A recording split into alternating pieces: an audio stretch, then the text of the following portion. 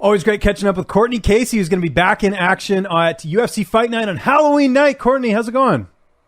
I'm going good. How are you? I'm doing well. Have you ever, I imagine you've never fought on Halloween night before. That's kind of cool, right? Yeah, I don't think I've actually fought on close, but I'm not Halloween, I don't think. Do you think they should let you dress up like for the fight? Like, I know they got the whole Reebok thing, but I think at least during fight week, they should let you like do some sort of outfit. I think if you have to fight on Halloween night anyways. I feel like fight week, you're allowed to wear pretty much whatever you want to wear as long as it's not media day. So, gotcha. Okay. Yeah. Anything that's like UFC media or anything like that, you have to wear Reebok or like unbranded stuff. So yeah, I'm sure maybe people will dress up. I don't know. Yeah, we'll have it's not to. Like Victor and stuff where they're showing up at weigh-ins with like costumes and things. Yeah, no, that's true. Yeah, there's been some pretty interesting ones in the past there. Well, it's great to see you get another fight here. I think this is your third fight this year. I don't think you fought 3 times since like 2016. I know you like keeping active, so you must have been happy to get a quick one after your last fight. Yeah, I was pretty happy. I didn't think it was going to be as quick as it was. I mean, this is going to be my third fight in 6 months. So, I mean, I'm happy I got it. Yeah. I still have time to get one more in if I need to, so we'll see how it goes. Yeah, try and do that Cowboy Cerrone schedule, so to speak. When did you find out? It seemed like you got plenty of notice for this fight. Like it sort of was booked fairly, not that long after your last fight. Yeah, I think it was like maybe a month maybe after. Okay. I think I found out. What is it? September. Like beginning of September, maybe. Oh, nice. Okay. Yeah, so a decent amount of notice then. Yeah. Okay, well, that's good. I know the last fight didn't go your way. What did you take away the most from that performance against Jillian Robertson? It was boring. Yeah. That's all. I remember being bored in the fight, like just bored, like trying to, I don't know, it was boring. It's definitely not a fight I've gone back and watched because there really wasn't much to it. It's hard to move someone who's not trying to really advance the position. They're just kind of just grinding on you. It's different. It's frustrating when the person really isn't trying to fight you. They're just trying to kind of waiting and grinding and not really doing any damage on top, just a lot of top pressure, not letting you move and just kind of just securing top position and riding points, I guess you can say.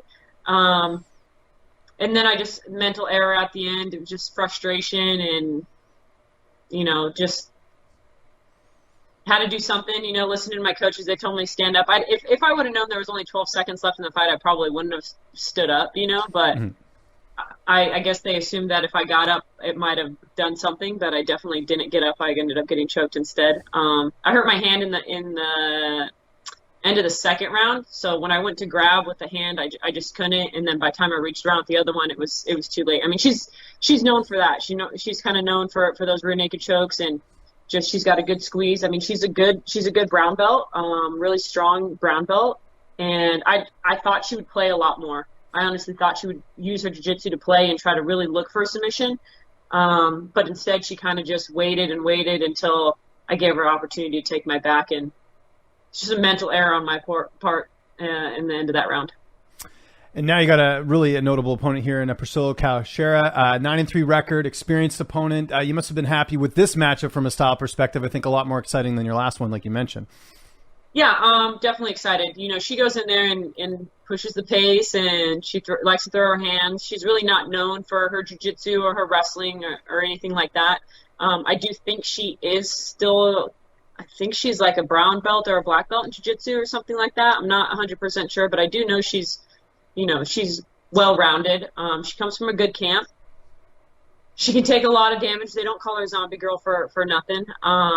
So I'm definitely looking forward to going in there and putting on a show. I like to have, fan favorite fights. I like to go in there and fight. I don't like to go in there and try to just win on points and things like that. I definitely try to always go in there and try to finish the fight. Training camp, have things been different at all? I know some of your training partners were down helping the Korean Zombie for his fight. What about bodies in the gym? Who have you got to work with primarily? And I know Jakar was also recovering, but it seems like he's back in the gym now. I'm not out of Fight Ready anymore. I was fought out of Siege my last 2 fights. I never really fought under the Fight Ready banner. Oh, gotcha. Okay. I was at Siege for my last 2 camps, and then things just kind of got a little hairy between Santino being at both gyms as far as training people in the UFC. I don't know, just a lot of just the normal drama that goes on with coaches and fighters and gyms and affiliates and things like that. So I ended up just stepping away from like the MMA community in a whole, and started training with Nick Chastain and Damian Early and Bob Carmel over at Golden Era Muay Thai. I was with them a long time ago, and so I just kind of went back to my striking roots. And then I have Alan, my boxing coach, who's been with me, I mean, going on 7 fights now. He's been coming over the garage, and I just have some training partners that come in, and I do get plenty of MMA training in. I just don't do it out of an MMA gym. I do it out of my garage and things like that. Oh, interesting. Okay. So, I mean, in some ways it's probably better you're kind of customizing things, right? It's not like you're going to a gym and, you're just with everyone else. It's like you can actually pick and choose what you want specifically for you, right? For a camp? Correct. Yeah. From the COVID and everything, it kind of seemed like it was a lot easier to do that, because everything was shut down. So everything was a little bit more specialized towards what you needed, and it was in a smaller amount of time. And I just kind of liked that, and I just kind of kept the ball rolling. And still, there's a lot of cases of COVID going on, and people are testing positive. So I wanted to keep my circle small and my coaches, kind of on the same page, but not being everywhere and just kind of doing my own thing. So I kind of, still have my boxing coach, and I brought in coaches that I've worked with before, and obviously my training partners and stuff like that, just to stay safe, because you never want to jump in with new training partners in the middle of camp. That's how people get hurt. So, yeah, I mean, it's been going good. I definitely like my improvements that I've been making as a whole. I definitely feel like I'm starting to fill out my body a little bit more at 125. I still think I have a couple more pounds that I need to put on muscle-wise, but I definitely feel good. Is that the same thing with Jakar? Like, is he doing the similar thing, or is he also like, is he staying at the gym? He's doing pretty much the same thing. He's still, I would say he's about a month out before getting completely cleared by the docs for his injury. But yeah, he's just kind of been jumping around with me here and there and getting work in when he can, but still, making sure he's healing properly first. Yeah, don't want to rush back into things like that. Who have you got to work with as far as bodies? Because you mentioned it being sort of a smaller group. I have my training partners obviously over at Best Muay Thai, and then I have Brett Cooper, who is my roommate, so he's here all the time, which is kind of good. We can be on that Mayweather schedule and just kind of wake up and say we're going to train, or later on the night we end up training and things like that. So it's nice to have him.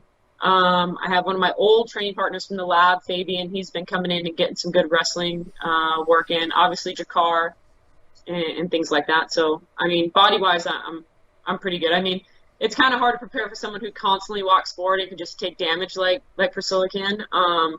So that's kind of been, I don't think you can really find a training partner like that unless you put a full mask on them and tell them to walk forward, which they're still kind of uncomfortable doing. Yeah. So I mean, I feel like we definitely have prepared the best we can for her. And then you mentioned 125, like this is another fight for you up there. Is strawweight completely done at this point, or are you still open to that? Like you said, you're trying to gain more weight, so I'd assume that you're probably making your home now at 125. Yeah, I'll probably be making my home at 125. Think after this fight, I don't know, we'll see how it goes. But me and Jakar are trying to extend our family a little bit more, so I definitely don't think after having babies and stuff like that, I'll be able to make that 115-pound cut. I don't know. I mean, Mackenzie Dern seemed to be able to do it. Your body does change. I just don't know which way it will go. Mm-hmm. So I'm not saying that's completely out of the picture, but as of right now, 125 is going to be my home for a while. Well, you just dropped a nugget there. So after this fight, are you guys gonna be trying for a child, or you're just saying in the near future? In the near future, he definitely wants to try after this fight. I mean, we've been trying to plan for it, but I keep getting fights. But we'll see. We'll see how it goes. I don't know. I might get another fight before the end of the year. Something I got to talk to the managers about, and the matchmakers, and just see where it kind of fits in with what their plan is for me as well. That's cool. Kingston's gonna have a buddy then. That's awesome. So yeah, no, I mean, I'd say congrats, but obviously it hasn't happened yet. But I still think that's cool. You're in the process. I know my wife and I we're planning for number 2 next year. So I know it's exciting times. So I hear you on that. plan for these times. Yeah, no, for sure. And yeah, I know with fighting and stuff, you obviously got to take the opportunities. That certainly makes sense. So who's going to be in your corner for this fight? Because you mentioned all the switch ups. Like who's going to be in the cage with you that night? I'll have Alan, my boxing coach, and Jakar. So those two stay the same. And then obviously I'm going to bring Brett with me. So I have a training partner, and he's really good as far as just kind of keeping things simple. Brings a little bit of a lighter approach to it. So I think with those three guys, it's going to be pretty good. Yeah, I fixed it, baby. Sorry. No worries. Of all people, I know what it's all about. My son's at daycare right now, so I'm a little bit lucky. But how's the fight playing out on the 31st? How do you envision the fight unfolding? Man, I really do think this one's going to be a war. I hope it's going to be a good stand-up exchange, technical. But I definitely think that I'm going to come out on top for this one for sure. I think I'll be able to get a finish. I know she's hard to finish, but I definitely think with the changes I made, I'll be able to get the job done within the 3 rounds. I know the rankings are kind of a mess right now and across the board in general. And as we got a little guest here, where do you feel like a win would put you? Because like it's kind of a wide open division, especially at flyweight. I honestly don't know where it would put me. Before my last fight, I was ranked 15. She's not ranked, but she's fought a lot of good girls. I really don't know where. I honestly can't say where it would put me. I would just hope that it still puts me in the running to get a top 15 girl or a top 10 girl. I think that stylistically, I feel like there's a lot of the girls in the top 15 that I would match up well. Don't ask me to name them off the top of my head because no worries, I won't. We're gonna. But I do feel like I match up well with some of those girls in the top 15 for sure. Awesome. Last question, and I can only ask you this question or anyone that has a child similar to my son's age. My son just turned 3 in September. What are you having to watch with Kingston right now? Because for me, I think it's Booba on Netflix, and what's the other ones he's watching? Coco Melon. I think those are the two. What does King watch? Monster Jam. He watches Monster Jam and Cars. What else do you watch, Bugs? Camera Shack. Monster Jam and a lot of Monster Jam and Cars. And I mean, we'll just put on the YouTube and watch the whole show. Sometimes we'll just there's kids that play with the Monster Jam trucks too and like build ramps, and he likes watching those. But that's about it. And then I mean anything really Disney. He likes all the little Mater on Pixar, the like short films. Oh yeah, okay, yeah. Well, yeah, Mango's over there. Go get your meter. That's great. Cortney, appreciate the time as always. Looking forward to this fight. It's going to be Halloween night, UFC Fight Night. Just remind people where they can find you on social media, and if you got any sponsors or shout outs, the floor is yours. I am at Priscila Casey on Instagram. That's just showing your meter. And then as far as sponsors, Zebra Mats, obviously, they help me out a lot with having the gym in the garage. Best Muay Thai, Joe Cooperman, my strength and conditioning coach, 8-Man Strong, X Endurance, as far as supplements and stuff goes like that. But other than that, yeah, I'm just on Instagram at Priscila Casey.